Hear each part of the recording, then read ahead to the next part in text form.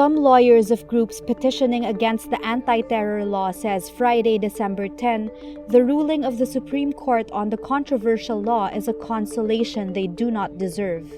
The Supreme Court upheld most of the anti-terror law, voiding a killer qualifier that would have exempted dissent from the definition of terror only if it has no intent to cause harm. With the intent qualifier removed, the phrase now says dissent is not terrorism. Some lawyers and petitioners call it a win. But Virginia Suarez, lawyer for women's groups, says otherwise.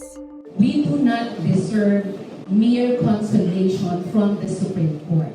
We deserve more than that. We deserve protection from the Supreme Court. Hindi, sa dami ng argumento, sa dami ng petitioners, it's like we are all mistaken giving all those arguments para bigyan lang ng dalawa. Suarez says the exemption on dissent is not true because they've seen how the Anti-Terror Council implements the law. The only other part that was voided was the second mode of designation under Section 25, which is designation based on another country's request. It retained the unilateral power of the Anti-Terror Council to designate based on its own determination without having to go to court.